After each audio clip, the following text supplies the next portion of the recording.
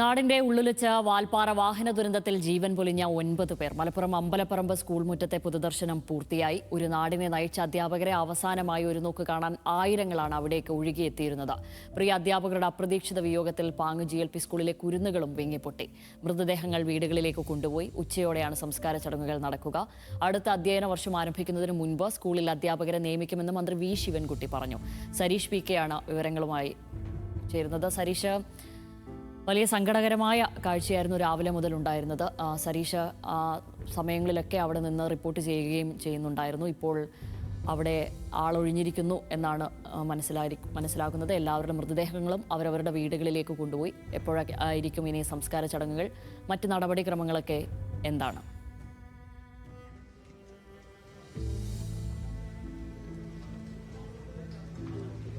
അല്പസമയം മുൻപാണ് 9 മൃതദേഹങ്ങളും അവരവരുടെ വീടുകളിലേക്ക് കൊണ്ടുപോയത്.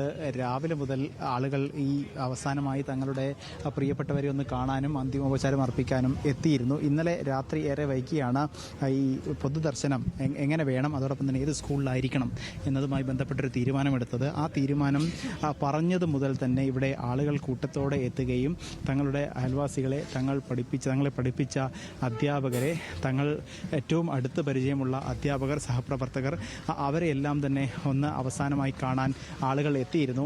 നമ്മൾ ഇങ്ങോട്ടേക്ക് എത്തുന്ന ആ സമയത്തെല്ലാം തന്നെ സ്ത്രീകളും കുട്ടികളും ഉൾപ്പെടെയുള്ളവർ ഈ സ്ഥലത്തെത്തുകയും അവസാനമായി അവരെ കാണാൻ കാത്തിരിക്കുകയും ചെയ്യുന്നൊരു സാഹചര്യം ഉണ്ടായിരുന്നു. പിന്നീട് ഏതാണ്ട് 9 മണിയോടെയാണ് 9 മൃതദേഹങ്ങളും ഇങ്ങോട്ടേക്ക് സ്കൂളിലേക്ക് എത്തിച്ചത്. ആ സ്കൂളിൽ എത്തിച്ചത് പിന്നീട് കരഞ്ഞതും തേങ്ങലുമായ മുഖങ്ങൾ മാത്രമാണ് ഈ പൊതുദർശന വേദിക്ക് അല്ലെങ്കിൽ പൊതുദർശന പന്തലിന് ചുറ്റും കാണാനായത്. കാരണം അത്ര നേരം ഈ കടിച്ചു പിടിച്ച് നിന്നിരുന്ന ആളുകൾ ആ ദുഃഖം, ഈ മൃതദേഹം കാണാനാകാതെ ഈ മരണവിവരം മാത്രം അറിഞ്ഞവരുണ്ടായിരുന്നു. അവരെല്ലാം തന്നെ ഇങ്ങോട്ടേക്ക് എത്തി. മൃതദേഹം ഇവിടെ എത്തിച്ചതിന് തൊട്ടു പിന്നാലെ വിങ്ങിപ്പൊട്ടുന്ന ഒരു സാഹചര്യമായിരുന്നു ഉണ്ടായിരുന്നത്. പിന്നീട് 9 മണി മുതൽ 1 മണിക്കൂർ എന്നൊരു സമയമായിരുന്നു നിശ്ചയിച്ചിരുന്നത്. പക്ഷേ ആ 1 മണിക്കൂറിനുള്ളിലൊന്നും ഈ പൊതുദർശനം അവസാനിപ്പിക്കാൻ ആയിരുന്നില്ല. കാരണം അത്രത്തോളം ആളുകൾ ഓരോ നിമിഷവും ഇങ്ങോട്ടേക്ക് എത്തുന്ന സാഹചര്യമായിരുന്നു ഉണ്ടായിരുന്നത്. ആദ്യ മണിക്കൂറിൽ, അതായത് 9 മുതൽ 10 എന്നൊരു സമയം നിശ്ചയിച്ചിരുന്നെങ്കിലും പിന്നീട് അത് 11:30 വരെ നീട്ടേണ്ടി വന്നു.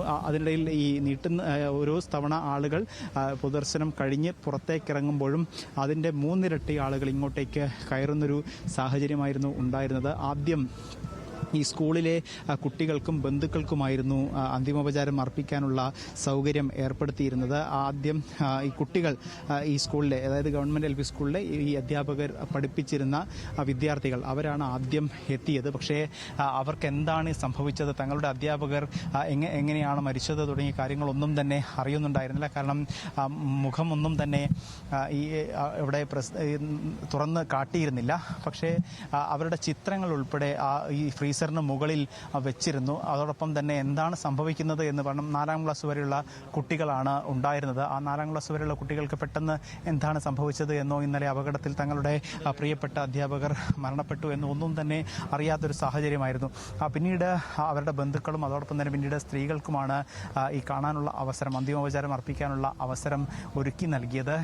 അത് തന്നെ ഏതാണ്ട് 1.25 മണിക്കൂറോളം സ്ത്രീകൾക്ക് മാത്രമായി ആ പൊതുദർശനത്തിനുള്ള അവസരം നൽകേണ്ട ഒരു സാഹചര്യം ഉണ്ടായിരുന്നു. അതിനിടയിൽ പലരും കുഴഞ്ഞു വീഴുന്ന ഒരു സാഹചര്യം ഉണ്ടായിരുന്നു. കാരണം വെയിലാണ്, കടുത്ത വെയിലുണ്ടായിരുന്നു. അതിനിടയിൽ ശാരീരിക ബുദ്ധിമുട്ട് പലർക്കും അനുഭവിക്കേണ്ടി വന്നു. അത്തരത്തിലുള്ള ആളുകളെയൊക്കെ തന്നെ പ്രാഥമിക ചികിത്സ നൽകുകയും പിന്നീട് ആശുപത്രികളിലേക്ക് മാറ്റുകയും ചെയ്തു. അതോടൊപ്പം തന്നെ സാമൂഹ്യ സാംസ്കാരിക രംഗത്തെ പ്രമുഖരും ഇവിടെ എത്തി അന്തിമോപചാരം അർപ്പിച്ചിരുന്നു.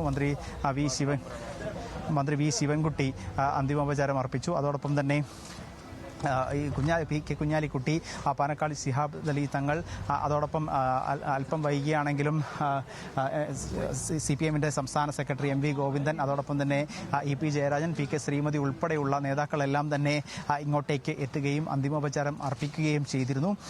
പക്ഷേ ഇപ്പോഴും ഉൾക്കൊള്ളാൻ, അതായത് ഈ പല ആളുകളും മരിച്ച വിവരം ഈ കുടുംബങ്ങളെ പോലും അറിയിക്കാത്തൊരു സാഹചര്യം ഉണ്ടായിരുന്നു. പ്രായമായ ആളുകളുള്ള അല്ലെങ്കിൽ അച്ഛനമ്മമാരൊക്കെ ഉള്ള വീടുകളിൽ ഇപ്പോഴും ആ കാര്യങ്ങളൊന്നും അറിയിച്ചിട്ടില്ല. ഏറ്റവും അവസാനമായി ഇവിടെ നിന്നും മൃതദേഹം വീടുകളിലേക്ക് കൊണ്ടുപോകുന്നതിന് മിനിറ്റുകൾക്ക് മുമ്പ് മാത്രമാണ് ഈ പ്രായമായ അച്ഛനെയും അമ്മയും ഒക്കെ തങ്ങളുടെ പ്രിയപ്പെട്ട മക്കൾ മരിച്ച വിവരം പോലും അറിയിച്ചിട്ടുള്ളത്. എന്തായാലും നിലവിൽ ഇവിടെ നിന്നും മൃതദേഹങ്ങളെല്ലാം തന്നെ അങ്ങോട്ടേക്ക് മാറ്റി. പക്ഷേ ഇപ്പോഴും ആളുകൾ ഇവിടെ തന്നെ തടിച്ചുകൂടിയിട്ടുണ്ട്. കാരണം നിലവിൽ ഒരു നിർദ്ദേശം നൽകിയിരിക്കുന്നത് ഈ പൊതുദർശനത്തിൽ മൃതദേഹം കണ്ടവർ ഒരിക്കലും വീടുകളിലേക്ക് പോകരുത് എന്നൊരു നിർദ്ദേശം നൽകിയിട്ടുണ്ട്. എന്തായാലും സംസ്കാര ചടങ്ങുകൾ അല്പസമയത്തിനകം തന്നെ നടക്കും. നിലവിൽ അബ്ദുൽ മജീദ്, അധ്യാപകനായ അബ്ദുൽ മജീദ്, അദ്ദേഹത്തിന്റെ ഭാര്യ റുഖിയ എന്നിവരുടെ മൃതദേഹം പാങ് മാട്ടാത്ത് ജുമാ മസ്ജിദിലാണ്, ഖബർസ്ഥാനിലാണ് ഖബറടക്കുന്നത്. അതോടൊപ്പം സരീഷ് പി കെ ആണ് അവിടെ നിന്നും വിവരങ്ങൾ നൽകിയത്.